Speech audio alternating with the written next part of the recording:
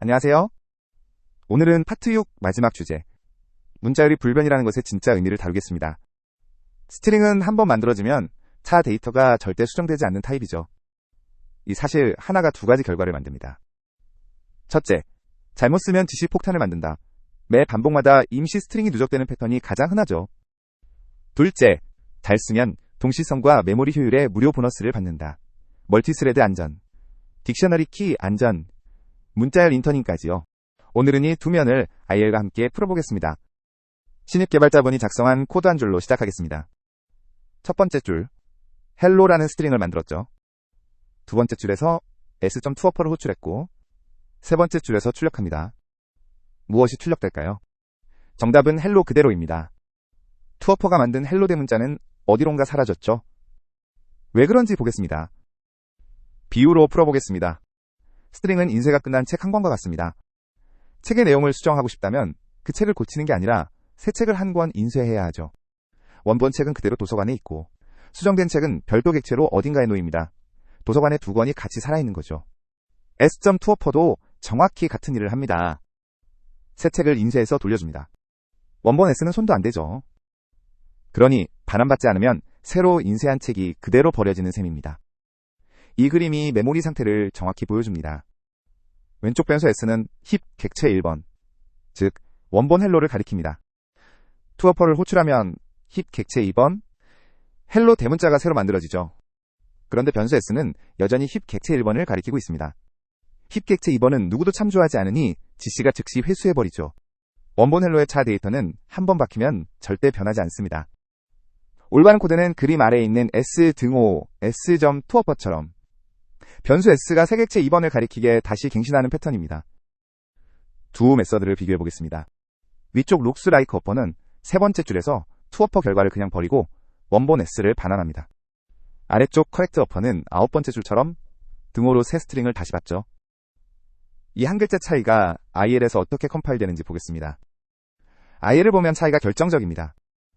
위쪽 looks like upper의 세 번째 줄 콜버트 투어퍼가 분명 새 스트링을 만들어 스택에 올립니다. 그런데 네 번째 줄, 그 결과를 즉 즉시 버려버립니다. 결과로 만들어진 새 스트링은 누구도 참조하지 않으니 곧장 GC 대상이 되죠. 핫패스에서 만들어졌다 버려진 단면 객체가 GC 부담이 되는 겁니다. 아래쪽 correct upper는 10번째 줄에서 콜버트 투어퍼 호출 후 11번째 줄에서 start.ss로 새 스트링을 매개 변수 s 자리에 덮었습니다.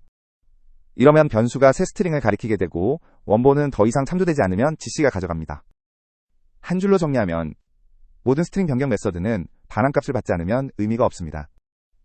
투어퍼, 트림, 리플레이스, 서브스트링, 인서트, 리무브 모두 새 스트링을 반환하니까 항상 s-등호 s.점 메서드 형태로 받거나 새 변수에 받으셔야 합니다.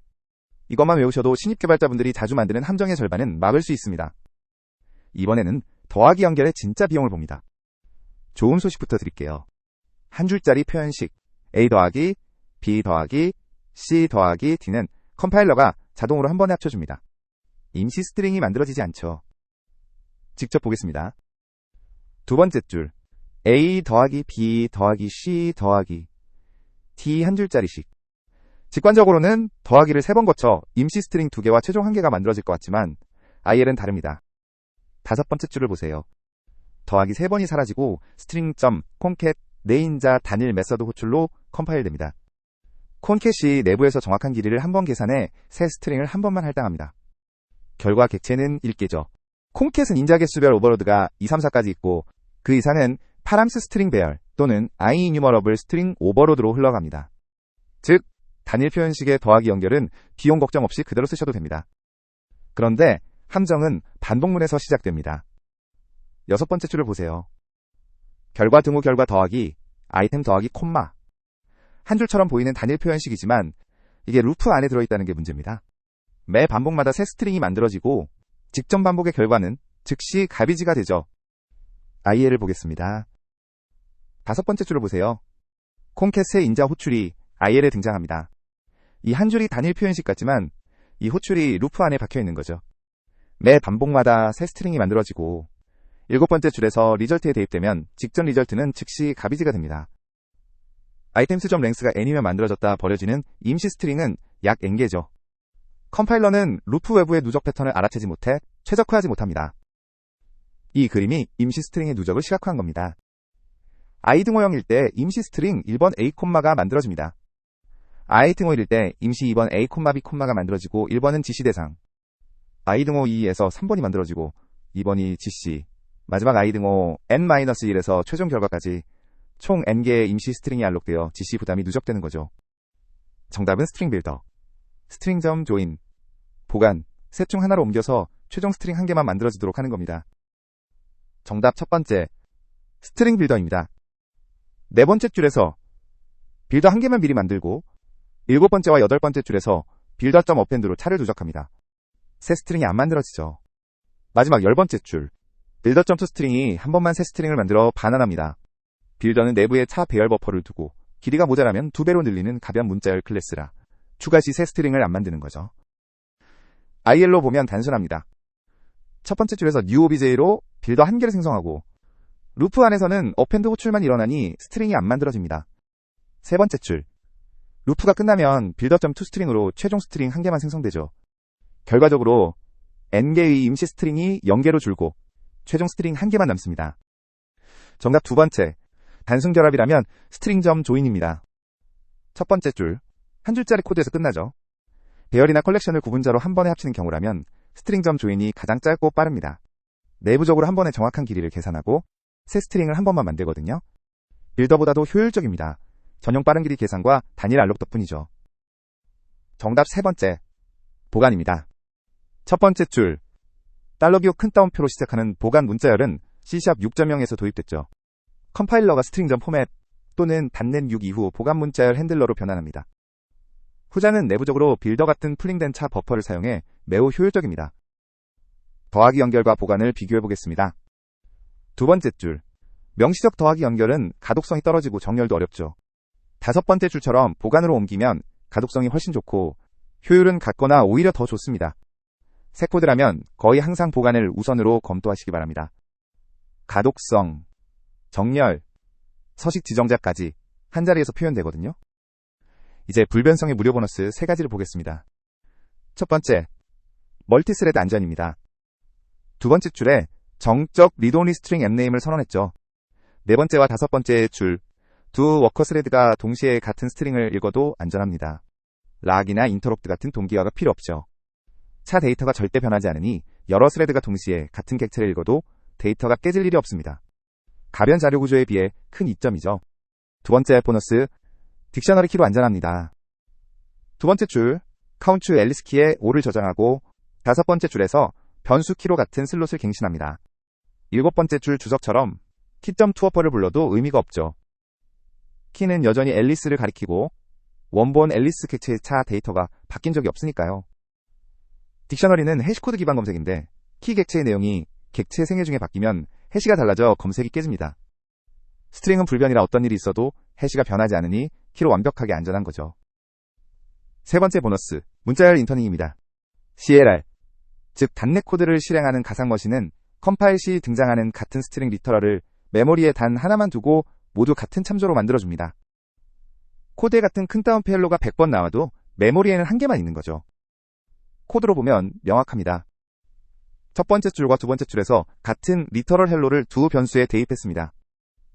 세 번째 줄, 레퍼런스 이퀄즈로 두 객체가 같은 인스턴스인지 확인하면 true가 나옵니다. 메모리에는 헬로 객체가 한 개뿐이고 두 변수가 같은 객체를 가리키는 거죠. 메모리 사용이 크게 줄어듭니다. 이게 가능한 이유는 스트링이 불변이기 때문이죠. 둘 다 같은 객체를 가리켜도 한쪽이 변경할 수 없으니 다른 쪽에 영향을 줄 일이 없습니다.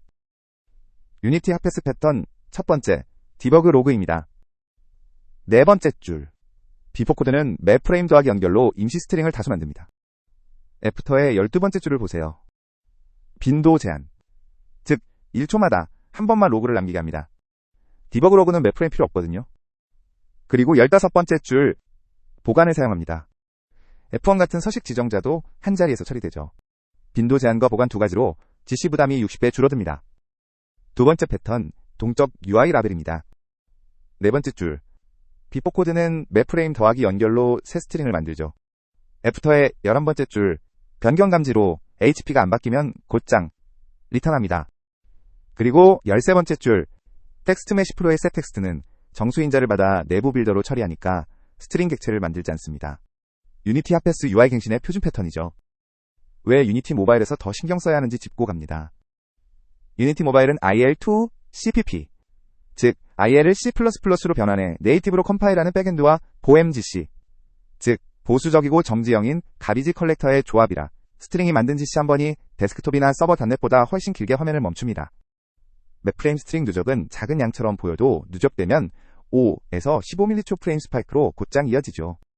유니티 프로파일러의 지시점, 알로 컬럼이 맵프레임 0이 되도록 핫패스를 설계하는 것이 모바일 60fps의 출발점이며 그 첫걸음이 스트링 메서드와 더하기 연결을 의식적으로 줄이는 것입니다. 이제 함정들을 빠르게 짚어보겠습니다. 첫 번째 함정. 두 번째 줄, 트림 단도 고출은 결과를 버리니 의미가 없죠. 세 번째 줄에서 출력해보면 원본 헬로가 공백과 함께 그대로 나옵니다. 다섯 번째 줄처럼 등호로 다시 받아야 정상 동작합니다. 두 번째 함정. 세 번째 줄처럼 더하기 등호로 큰 문자열을 누적하면 1000개 항목이면 임시 스트링 약 1000개가 만들어집니다. 여섯 번째 줄, 한 줄짜리 스트링 점 조인 줄바꿈 콤마 엔트리스로 옮기시거나 아홉 번째 줄부터의 스트링 빌더 패턴으로 옮기시면 됩니다. 세 번째 함정. 빈 스트링 두 가지, 큰 따옴표 두 개와 스트링 점 empty는 차이가 사실상 없습니다. 첫 번째 줄과 두 번째 줄, 컴파일러가 인터닝에서 같은 객체를 가리키게 만들어주거든요. 세 번째 줄에서 레퍼런스 이퀄즈로 확인해도 보통 true입니다. 가독성으로 골라 쓰시면 되고 널 체크 후 빈 스트링으로 대체할 때는 s, 스트링 점 empty 같은 표현이 자연스럽습니다. 네 번째 함정.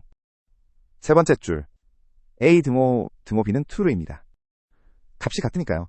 그런데 네 번째 줄, 레퍼런스 이퀄즈는 false가 나올 수 있죠. 콩캣으로 만든 헬로 객체는 인터닝이 안 되어 별도 객체이거든요. 등호 연산자는 스트링의 한 획값 비교, 즉 내용 비교로 동작합니다. 다른 참조 타입은 기본적으로 참조 비교지만 스트링은 이퀄즈를 오버라이드 값 비교를 하도록 만들어졌죠. 헷갈리지 마세요. 다섯 번째 함정. 두 번째 줄처럼 보관 안에서 다시 더하기 연결을 쓰는 패턴은 어색합니다. 보관 자리 표시자 안에 식을 그대로 넣을 수 있거든요. 다섯 번째 줄처럼 단순하게 쓰시면 됩니다. 마지막으로 C# 버전별 변화입니다. 1제명의 스트링 불변과 콩캣, 빌더가 기본이었고 6제명에서 보관이 들어와 가독성과 효율이 모두 향상됐죠. 7.2의 에이즈 스팬으로 제로 알로 부분 처리가 가능해졌습니다. 핵심은 C#10에서 보관 처리가 크게 개선됐다는 점입니다. 이전엔 보관이 스트링 점 포맷으로 변환되어 박싱과 중간 스트링 비용이 있었지만 C#10 이후는 컴파일러가 풀링된 버퍼와 인터폴레이션 핸들러를 사용해 스트링 점 포맷보다도 빠릅니다. 새 코드에서는 더하기 연결보다 보관을 우선으로 검토하시기 바랍니다. 오늘 배운 핵심을 정리하면 스트링은 한 번 만들어지면 절대 안 바뀐다는 것, 모든 변경 메서드는 새 스트링을 반환하니 반환값을 받아야 한다는 것, 단일 표현식 더하기 연결은 콩캣 단일 호출로 최적화되지만 반복문 누적은 매 반복 새 스트링을 만든다는 것, 그리고 빌더, 조인, 보관 셋 중 하나로 옮기시면 된다는 것입니다. 그리고 불변성의 무료 보너스 3가지, 멀티스레드 안전, 딕셔너리 키 안전, 문자열 인터닝까지 받으실 수 있죠. 이것으로 파트 6 영상 시리즈를 마무리하겠습니다. 시청해주셔서 감사합니다.